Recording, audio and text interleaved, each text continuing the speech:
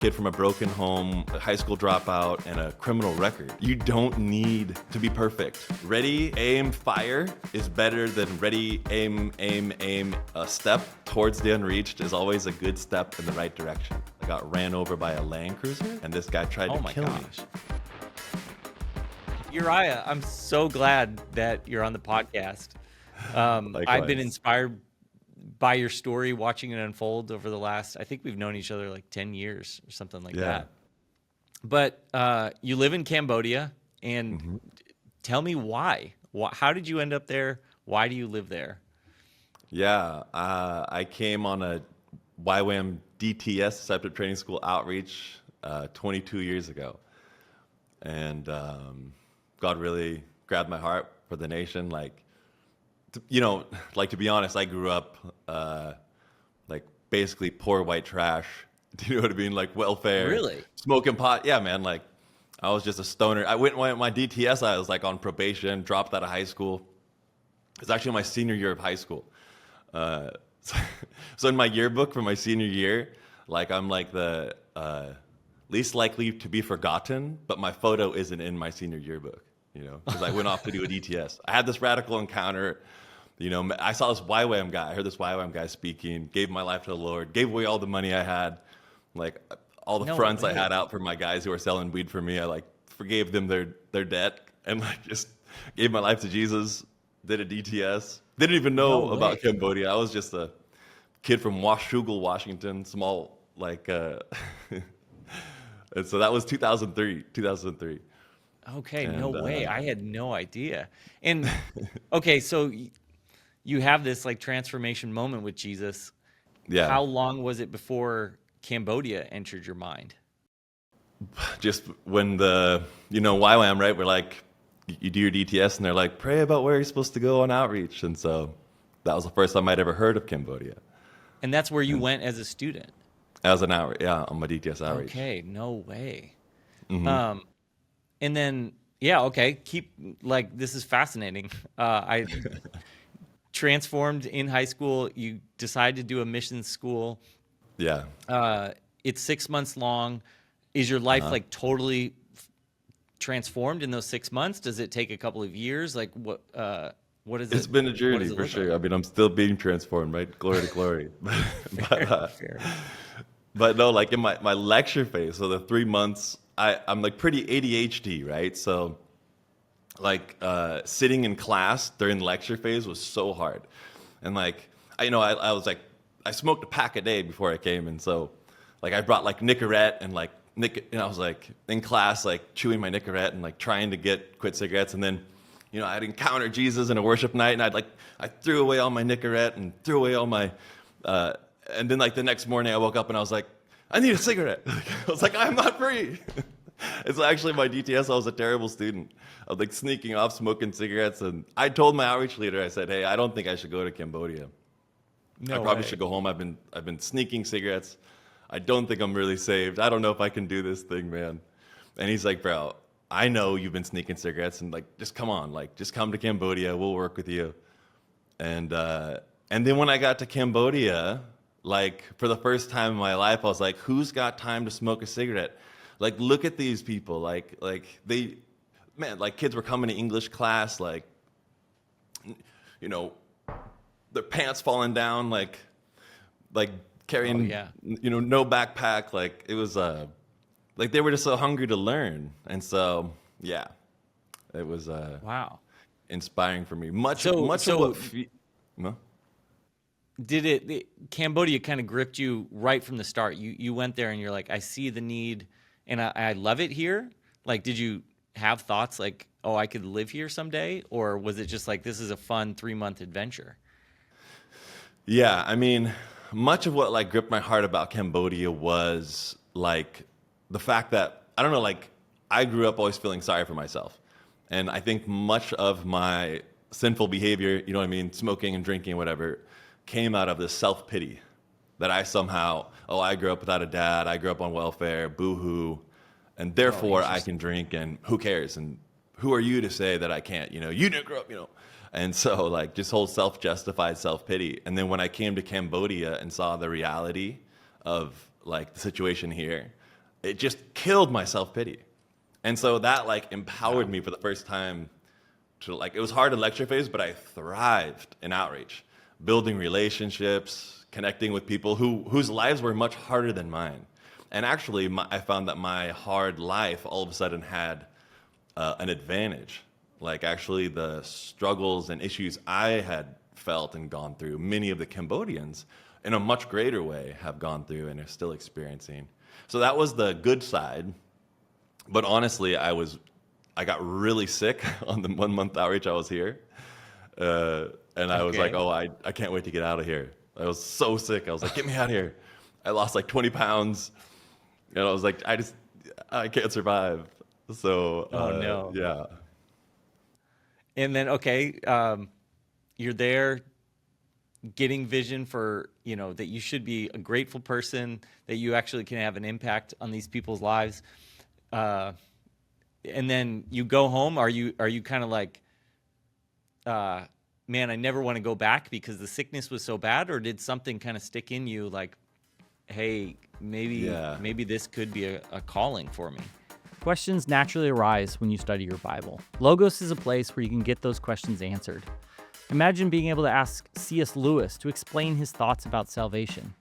With Logos and their new study assistant, you can use the power of AI to mine the depths of the Bible and the most trusted theologians all in one place. If you sign up right now, you get a free 60-day trial, and you can see how it impacts your Bible study. Go to logos.com/thesend and sign up now. I logged in and I asked Logos to help me understand how the disciples responded after Jesus gave them the Great Commission. And it gave me this really interesting summary with Bible verses and hyperlinks to books in the Logos library that I could dive into for more.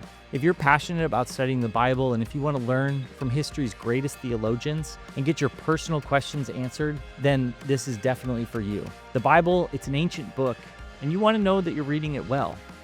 So get the historical context, search passages and themes, and satisfy that longing that you have to know the Bible more. 6 million people are using Logos, and it's time for you to try it too. Go to logos.com/thesend, and you'll get that 60-day trial for free.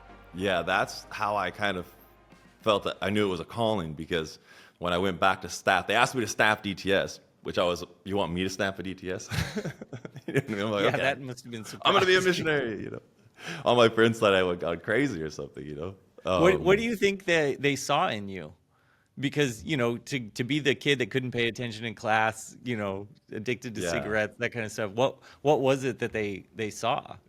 Yeah, the outreach really changed me. You know what I mean? Like, I was at the end of outreach, everyone gives encouragement to everyone. I was the guy who was like, bro, we've just seen you change so much. You know what I mean? Like the most improved, which is like I'm like, is that an encouragement or is that really, because you were so lame when you got here and now you're like pretty good, like I was that guy.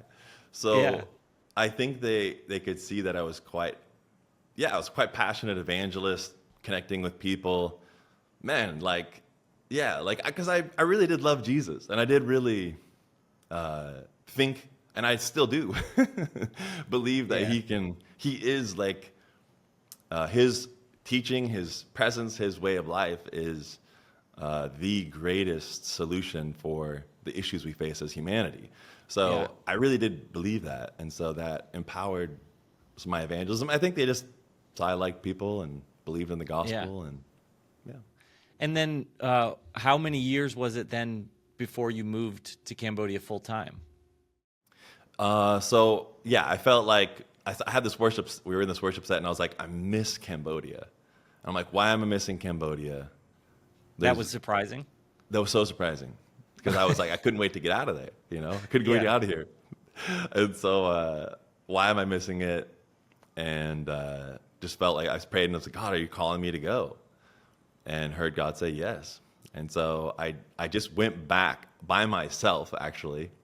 I didn't lead a DTS outreach. I just came back to Cambodia and worked at the church where we had worked on my outreach team. And then I just started an English school there and started teaching English, making friends, playing Call of Duty at the local internet cafe, and making friends with all the young people, and just invited them to my English class. How old were you at this point? I was 19. Holy cow. Okay. Yeah. I mean, what gave you the courage or the audacity to kind of say, I can move across the world to a totally new culture? I don't speak their language, but I'm going to make it work? Yeah, I mean, I don't know. I'd been like selling weed since I was 12. So I mean, like dealing with criminals and a bunch of gangsters, I was like, this ain't that bad. Like this is, Wow. we can figure it out. I'd been living on my own since I was like 16, and so it was Oh, actually, no way. Wow. yeah, it was quite yeah, it wasn't too bad.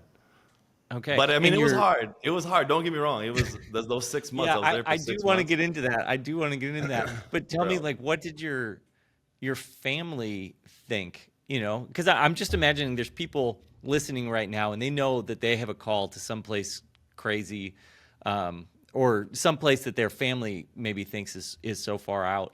Um, I mean, what was your experience like? Did your family kind of have any objections or? I mean, well, for my family, they were just happy I wasn't on drugs. You know what I mean? Like, they're like, wow, yay for Uriah. You know, I think for me it was overall just 100% positive It was a because step in the right direction. step in the right direction. I was making an impact, and And yeah. did you go like fully funded as a missionary? Oh no, oh no, bro. I had $20 a month. What was the plan? Like, I got the plane ticket. How long am I going to be there? How am I going to make Yeah, money? totally. No, I prayed, and I had my ex-girlfriend's dad. What a nice ex-girlfriend's dad, right? Who does this? It was giving me like $20 a month, and that was it. But I felt like God told me to go, and I was like, all right, figure it out. And I was sharing the gospel in Waikiki, and we did these. I did my DTS in Honolulu, and we do these little life groups where we invite people to come and just join our group, have a little worship time. And I saw this guy walking by, and I was leaving. Okay, wait. So my plane ticket, money for my plane ticket. I called the back then we had like travel agents. You know what I mean? So I called the Yeah. travel agent, had them look up dates. I was like, God, give me some dates, you know. And I was like, July 6th to like December 15th, like, you know, we're just a few months from now, and then I want to go home for Christmas. And I had gotten a check in the mail from this guy I used to babysit for back when I was like 12. And he was a businessman, sent me $1,000 check. Didn't even know what I was doing, had no idea that I was praying to go to Cambodia. I didn't raise Wow. support, I didn't like send out anything. And then my mom sent me $55 in cash, like with little $5 bill, 20s, and like a random little chunk of cash in the mail. So I had $1,055, and so I called the travel agent to book my flight, gave them those dates. They call me back, and they're like, "Okay, so the price for that ticket's gonna be $1,055." No way. Not kidding, bro. Unbelievable. Verifiably. So I was What like, a okay, God God's real. story. You know, God's real. And then monthly support, I was sharing the gospel in Waikiki, and I saw this guy walking by, staring at our group, and I felt like the Holy Spirit's like, invite him to come over. His name's Roger Lane. He's a good friend still to this day, but he was walking by, and he's like looking at me, and I was like, you know, I don't really want to invite him over. I don't know, man. Like, we already started. But I was like, hey, you want to come join us? And at first, actually, I didn't. I let him walk by, and God's like, Yeah, oh. of course. I was like, if he walks by again, I'll ask. Walks by again, staring at us, and I was like, hey, you want to come join? So he came over, and he's like, what are you guys doing? I was like, we're Christians. And he's like, what kind of Christians are you guys? Like, what do you mean? Like, I was like, we're with a group called YWAM. And he's like, oh, no way, my brother's in Kona. So his brother was a YWAMer in Kona. Wow. Crazy. And he's like, I'm a Buddhist, but I'll join you guys. And so he's still a Buddhist. I was never able to share the gospel, but after talking to him for like 10 minutes, he's like, you know, I walked by because I saw this like light coming out of you. And like, I know how YWAM works. Is there any way I can help you? Do you need anything? He's like, I'm a very successful businessman. Do you need anything? And I was no like, way. I'm leaving to Cambodia in 2 weeks, and I only have $20 a month. You know, and he's like, how much do you need? I was like, I don't even know. I hadn't even thought about how much I needed. He's like, oh, how about $500 a month? And I was like, that sounds great. So No the first 6 months way. I was there, he gave me like a couple $1,000s up front, and then gave me $500 a month the whole time I Unbelievable. was there. So I was supported by a Buddhist guy, actually, And for the first 6 months. well, I mean, it's kind of so fitting. Yeah. So you're just seeing all these things as confirmation, like, oh wow, God really does have a plan for my life. He does have an adventure for me. I do have a calling For to sure. this nation. Wow. Yeah, it was pretty clear. I was like, Yeah. okay, like God's real. This is real. Let's do it, And what was your idea? Was it teaching English? Like, what was your kind of? I mean, I don't know if many 19-year-olds have a big philosophy of how they're going to Yeah. impact people's lives, but I guess what were some of your early conceptions about how you were going to make an impact over there and why you were going? Yeah, I think my philosophy has always been like, I'm here just to tell people about Jesus. You know what I mean? Like, and however I get, like, I would meet all these different people in different orgs, different missionaries, and they would always be like, "So what are you doing here, bro? What do you get? What are you doing here?" And I know they were looking for like my title, Oh like, yeah. "Oh, I'm doing Bible I don't know, but I would just said, "I'm telling people about Jesus." What are you doing? I tell people about Jesus. And so that's always been my philosophy. So English was just a tool to build relationships to tell people about Jesus.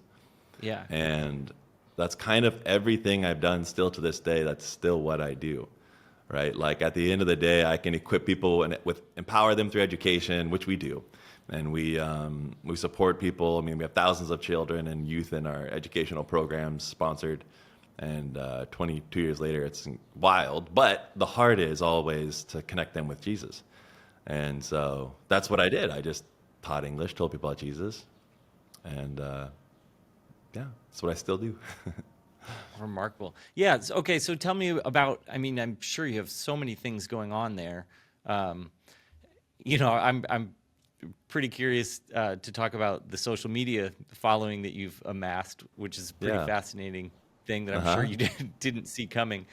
But yeah, just lay out all the different ways that you and your team now are, like the different ministries that are going on.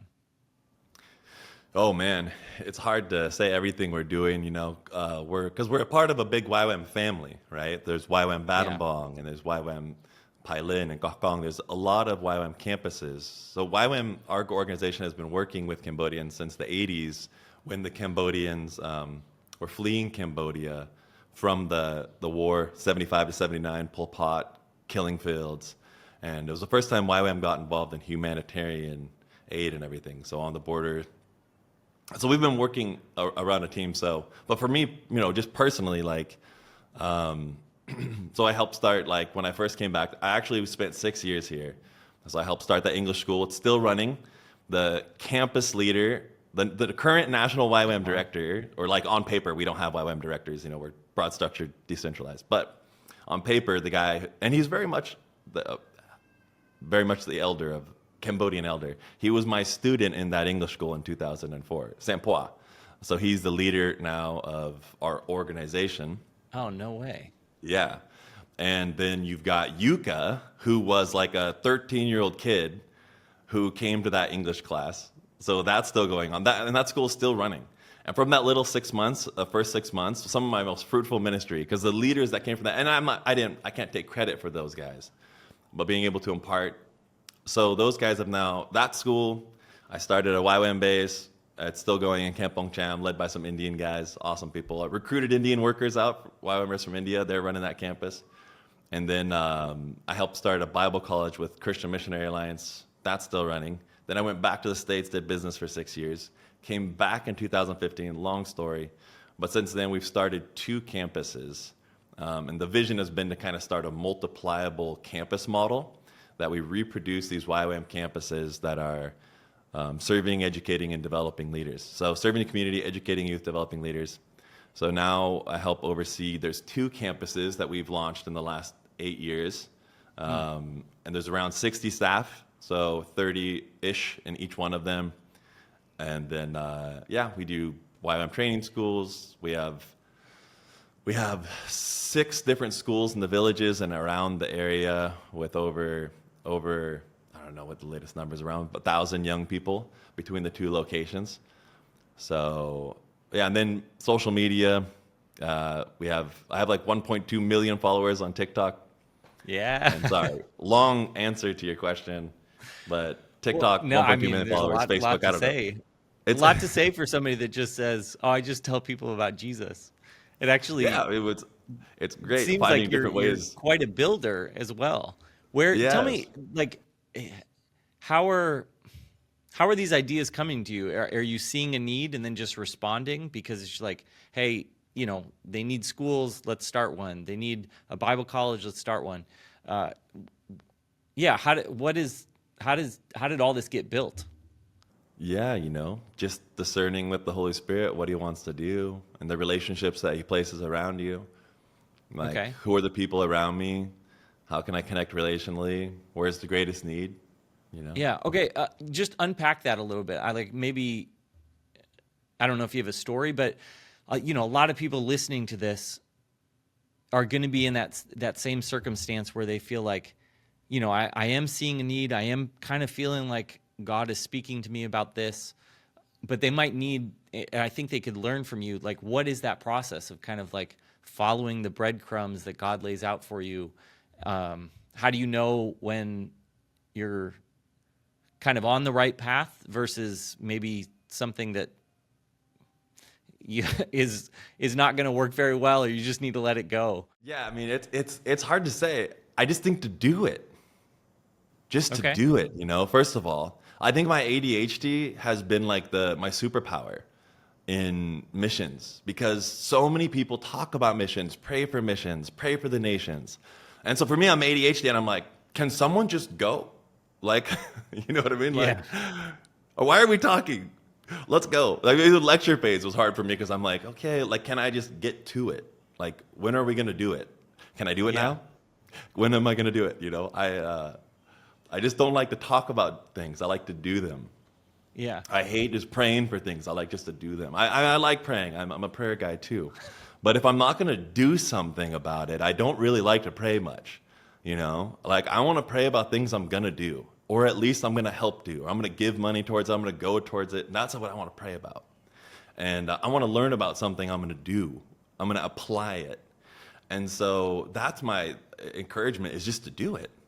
Like,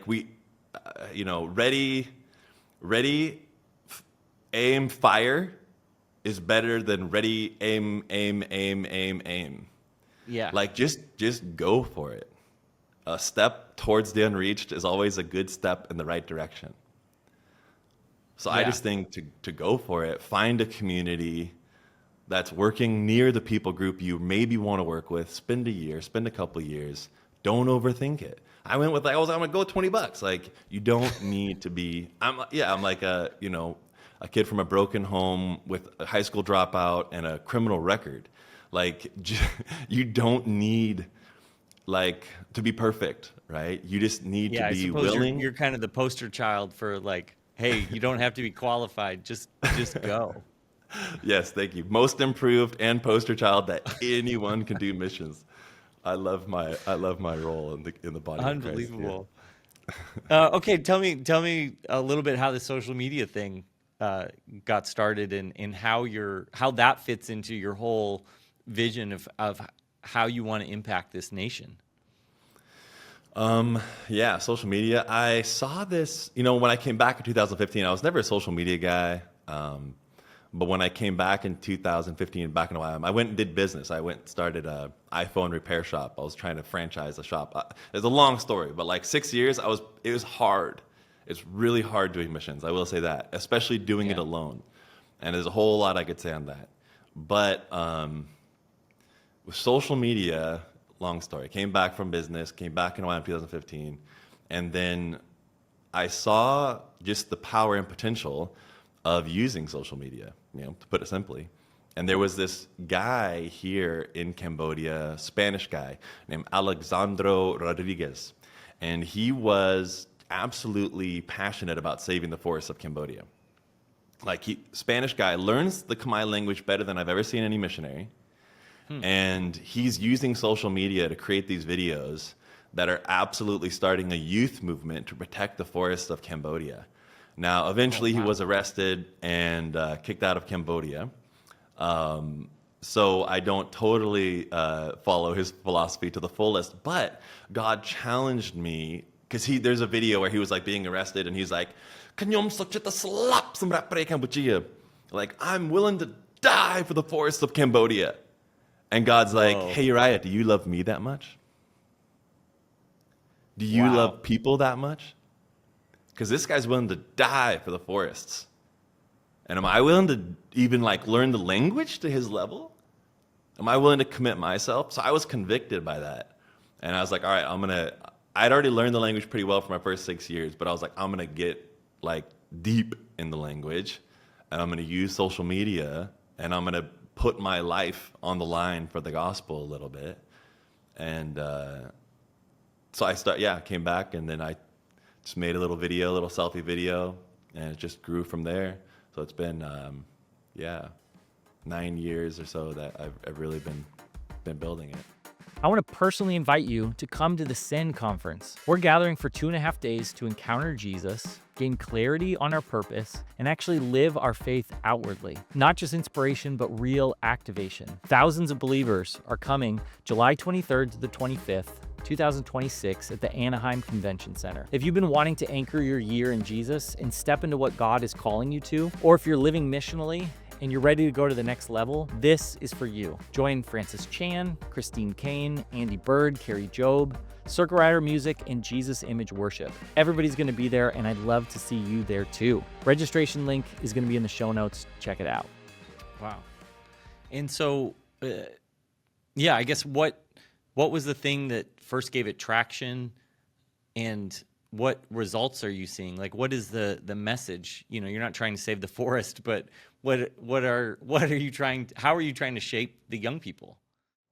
Yeah, that's the great part with social media, right? Is you really can be a voice into the entire. Social media kind of creates this national, like, it's almost like discipling an individual, like looking at the beast that is social media. Depending on the platform, each platform is kind of unique and with its own demographic.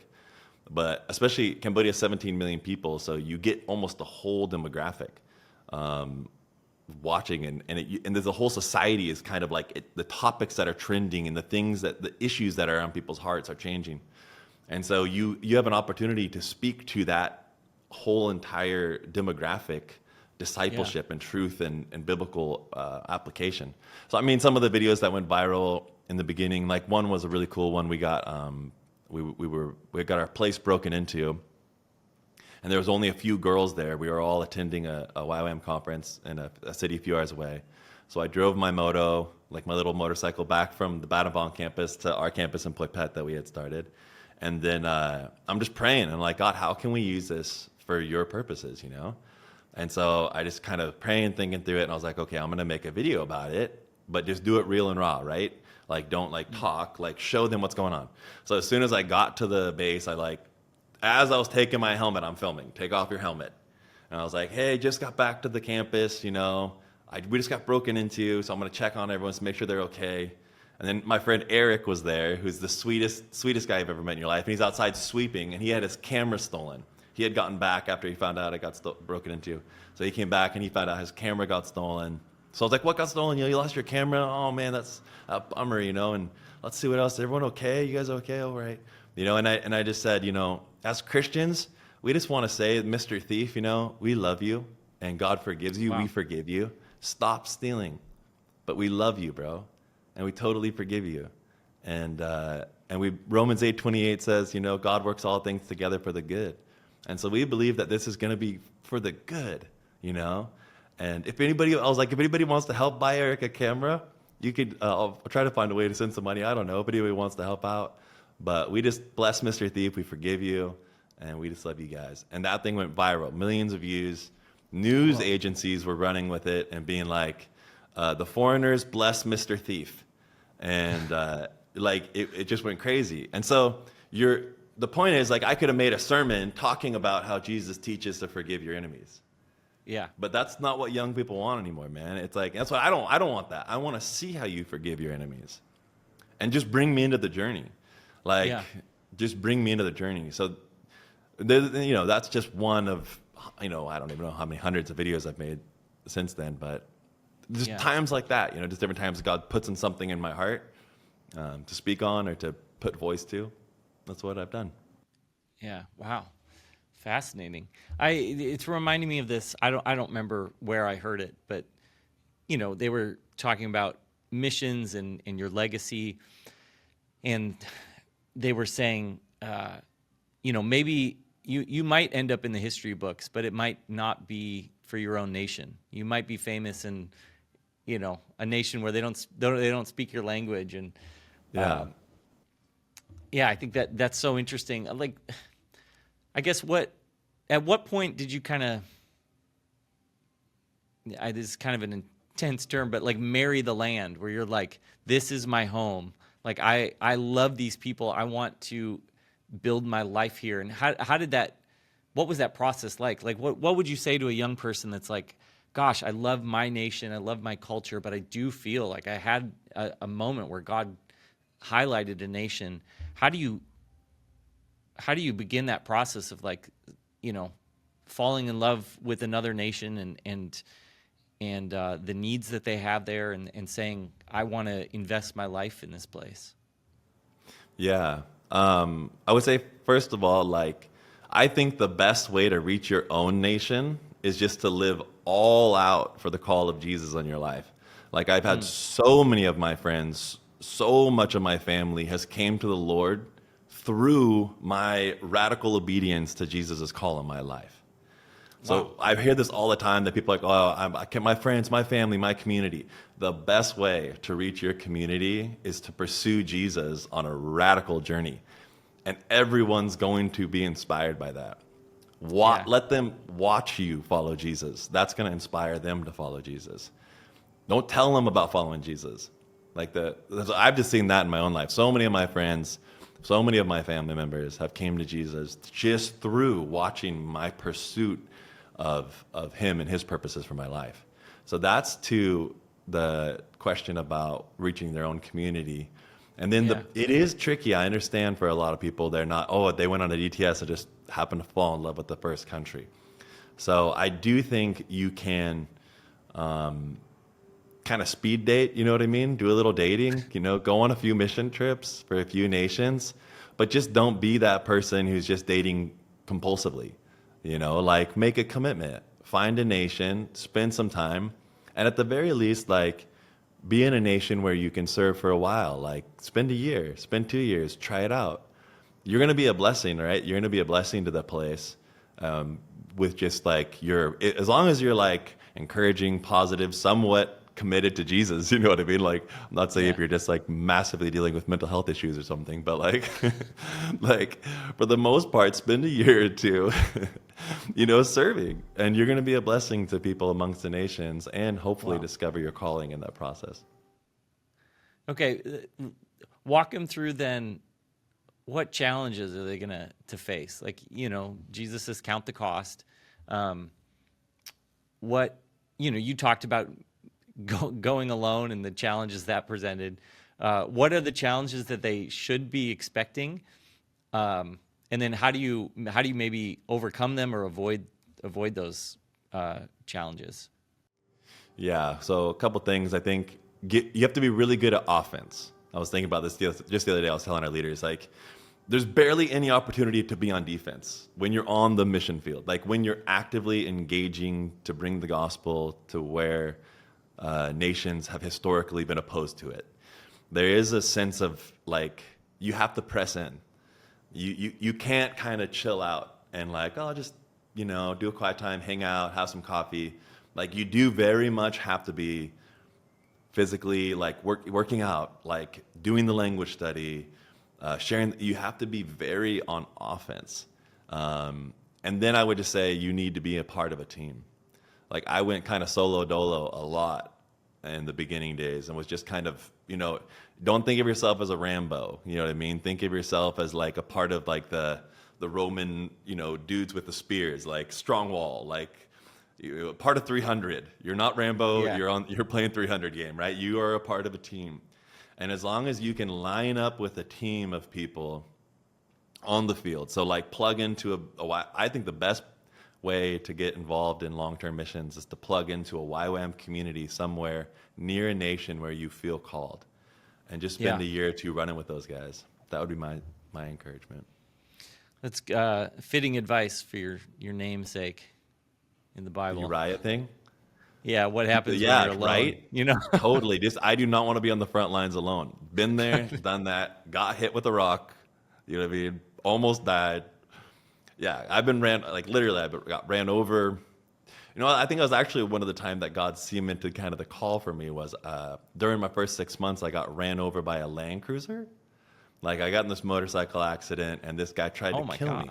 Because back then it was this weird thing where people would if they got in an accident, they would just kill you because it was cheaper than paying for medical bills.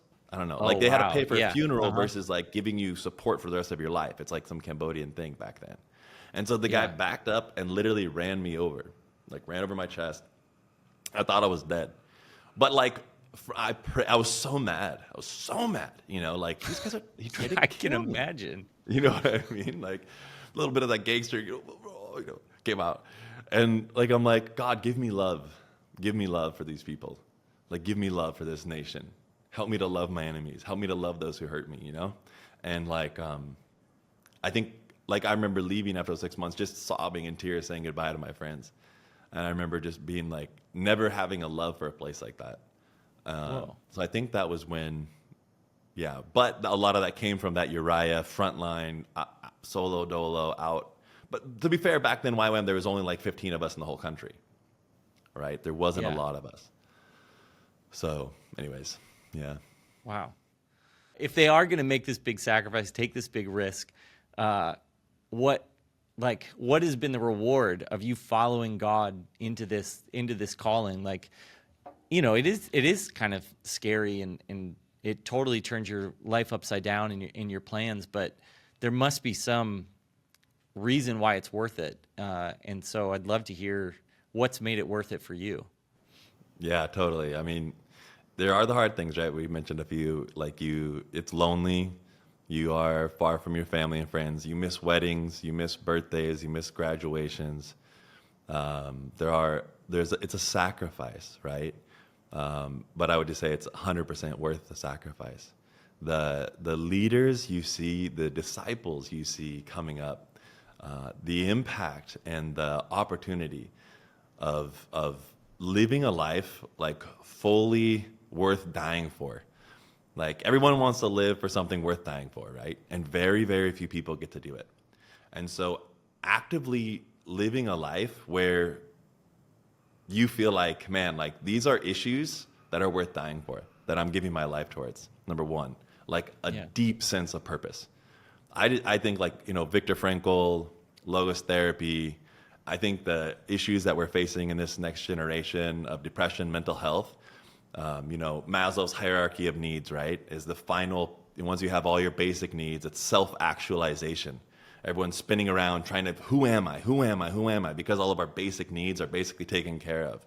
And, Viktor Frankl said that self-actualization is found in self-transcendence. When you get beyond yourself and when you begin to live for something more than yourself. Yeah. It's not about just who I am, right? It's about what can I do? What can I contribute? And so the biggest, I think, joy and pleasure is just living all out for something that's worth dying for. That's waking up in the morning and being man, I am truly living my life, spending my time on an issue that I would be willing to die for. That's priceless right there. You became the forest guy. The forest guy? You're the guy that was willing to die for the forests of Cambodia. Totally. You know what I mean? He had something. He had something, and it's kind of special, Yeah. Become the forest guy. Which forest guy? Yes, that guy. So become that guy. And then the second thing is, man, the proudest, the thing that I'm the proudest of, it's not the social media, it's not the YWAM campuses. It's always my children. So I have 2 girls. They're the thing. My family. I found with my wife on the field. She had been in Chad, Africa for 5 years, Myanmar for 5 years, Malaysia for 3 years. She was way more hardcore than I was. And we've started a great family. We've got 2 beautiful daughters. That's the thing I'm the most proud of in my life. Like that came to me through this call. And then it's the disciples, like it's the young leaders I've helped to train over the years and seeing the impact they're making. Like one of the young guys who I work with right now, his name's Thing, and he was ranked last year one of the 5 most influential young people in Cambodia. No And so, yeah, and I found him literally he was getting out of an orphanage and looking for something to do, and God just told me to go talk to him and invite him into DTS. And I told him, bro, you're going to be famous someday, and you're going to need a foundation. Whoa. And so he's been with us for 5 years. I taught him social media basic, here's Adobe Premiere, here's how you edit. And the kid has become an absolute gun and reaching millions. Every one of his videos, like over 1 million views in Cambodia. And there's only 17 million people in Cambodia. So a lot of our videos get 4 or 5 million views. So 1 out of every 4 Cambodians we get to engage with them every month. So, and he's gone on, done more than I've ever done. So an orphan to an influencer in 5 years, loves Jesus, navigating the difficulties of celebrity and impact and influence while remaining full-time YWAM, like committed serving volunteer. And, on his little side hustle, making a whole bunch of money. So he's got a skill that he'll make more money than he ever would have been able to make. He's got, there's governments around the world that fly him in to like cover their countries. And he's like, I'm going to tell everyone about Jesus wherever I go. And he's on, literally governments flying him into places where he probably couldn't get into, you know what I mean? And he's just to highlight them. Wow. Yeah. And like, I'm thinking, and then he's just one, there's a bunch of young leaders like that. Yeah. And so the purpose He would be and the interesting legacy to be on the podcast. Huh? Oh, like I'll bring him in, bro. Where is he? He actually set this up. I was thinking, I was like, I wish he should be it. Yeah. That would be a fascinating conversation. He's incredible. So yeah, Wow. the living for purpose and a legacy. Yeah, I love stuff. that answer. You mentioned your is it daughters or do you have a son and Just 2 daughters. 2 daughters? Okay. Yeah. I want you to hit that for a moment because I think that's something that people wrestle with. Like, okay, I can see myself doing missions trips. I definitely want to go to the nations, but when they think about, could I do this long term? Could I really raise a family? Could I raise my kids in another nation? That I think is something they don't know how to wrestle with. So just speak to that a moment. What's that been like? What was your process in that like? Yeah, I mean, I think I think it's the best place to raise a family. Like we live in an amazing YWAM community. They have great friends. They, during COVID, we were like distributing, hundreds of thousands of dollars of food distribution throughout the country. And they would go with us, and so from out of the gate, last week we were teaching at the YWAM Myanmar National Conference, right? And we were with my mother-in-law, and they just love telling people about Jesus. And like we're flying back, and my mother-in-law is sharing the gospel with this Burmese lady on the plane, and they just get so excited. My daughter leaned over to my wife and said, "Grandma's sharing about Jesus," like they're just so passionate. They live with purpose. They get to see, do you know what I mean? That life isn't just all about them. And so I just think there's no greater gift that you can give to your children than teaching them that life isn't all about what the world can give to them, but what they can give to the world, what they can give to the Lord. So yeah, I just think family's awesome on the field. I don't know. But there's practical things, education, medical resources. There's, limited access to some things, but you can navigate it. But you're making it work. Quick word to pastors and church leaders. If your heart is to see people activated in their missional calling, we would love for you to be part of our next Activated Church gathering. This is a space for pastors who want to learn from other pastors and leaders how they are effectively activating their people to mission. We know that this will be a time that'll strengthen you and inspire you. And if that resonates, fill out the interest form below. We would love to connect and explore what partnership could look like. Do you still have stories of people coming up to you like you did in those early days, dramatic things of, you had the guy support you monthly, you had the plane ticket money. do you still have those stories of kind of, wow, God is continuing to show his fingerprints in the work that I'm doing? Totally, all the time.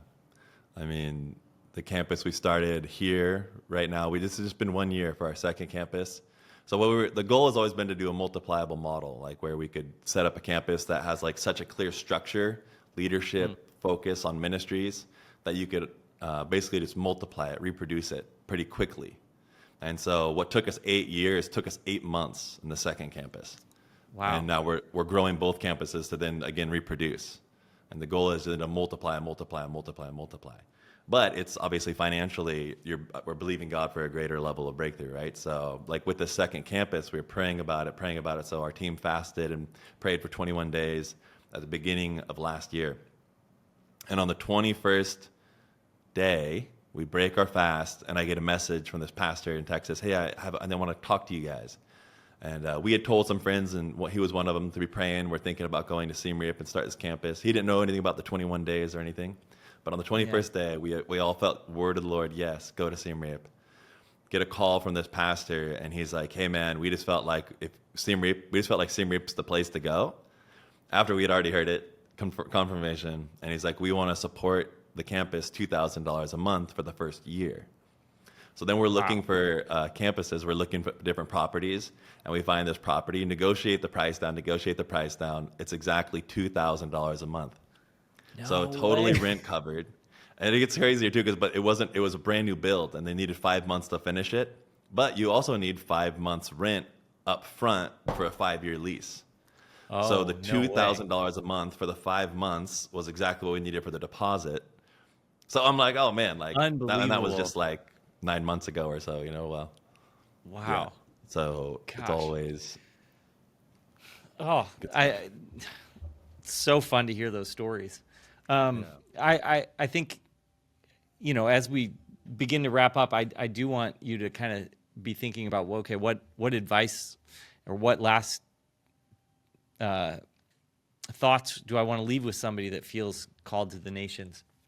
But just before we get to that, just lay out your vision for the future. Like how far do you have a big vision? Like, can you see, or are you literally just taking it one step at a time, praying, taking it day by day? I'm a pretty big life planner. We Okay. have everyone do life plans. I think living life intentionally is super great. And if the Lord blesses it and it happens, great. If not, pivot, Yeah. But absolutely, man. Like, the vision, like I mentioned, is to multiply these campuses. Because this is where my life was changed, in one of these campuses. So I just so believe in the power of good discipleship and a good Christian community to help young people see God's plan for their life, because it changed my life. Yeah. So obviously I want that to be reproduced everywhere. So we start here, and we started to play pet, launched to Siem Reap. We're building now for Phnom Penh. And then the hope is, and this is the real big dream, is that we can then take that same model and mobilize Cambodians to plant campuses globally. Because they're just so much better at so many things than I am. The first campus is being led by a Cambodian guy. This campus, we're raising up Cambodian leaders and just training Cambodians to then plant campuses globally. So we're contending right now for a missions movement out of Cambodia, a nation that was the killing fields, becoming the living fields, becoming the sending fields. Right now we have 6 teams of Cambodians all around the nations, in Indonesia and India and Thailand and other places, that we would have a hard time getting into. And they're sharing the love of God. They're making an impact. And that the Cambodians are so proud of that we can be missionaries. Do you know what I mean? Yeah. So, that's the long-term vision, I think, is just to see a movement of Cambodians planting campuses globally, especially amongst the unreached, North Africa, Middle East, going for it, Yeah. Well, I guarantee you somebody listening to this right now is like, I have to go and join Uriah. I have to be a part of what's happening in Cambodia. What would be their pathway? How do they get involved? Yeah, go to YWAM Poipet, YWAM Siem Reap, YWAM Cambodia, Battambang campus, us here in Siem Reap, or in Poipet. There's Paila and Gakong. Come connect. Get at me on my socials. just shoot me a message. Or go on the website, fill a little form. Yeah. We'll add all those links in the show notes. But what kind of skill sets do you feel like would do really well, like in the different teams and ministries that you have? Media, obviously. We're really contending to train up just a little army of social media missionaries. We'd love to see that multiply. Music, we're really trying to grow our worship department, and we're thanking the guy who has gone viral and is making social media content a lot. He's also written 10 Khmer songs. 4 of them he gave to one of our best kind of worship leaders, Cambodian girl, who grew up as a beggar in Thailand, and then is now leading worship songs on YouTube. Way. Over 400,000 views, 800,000 views of one of her videos with no MV, just the music. So Wow. written and directed and produced and sang by Cambodians. But I think if we could just bring in international support and just help them grow in their abilities, I think worship team's big, media is big, evangelists, guys, church planters, and then the other big one is educators. We have tons of education projects. So teachers, administrative giftings, and honestly too, like business guys, like people who are pretty good at management, admin. We have several businesses that we also run, a few coffee shops, online book, like a prayer journal planner that we do in the Khmer language distribution. So business guys, yeah, some of those things. You got something for everybody. Some for And everyone. I mean, What do you got? not surprising.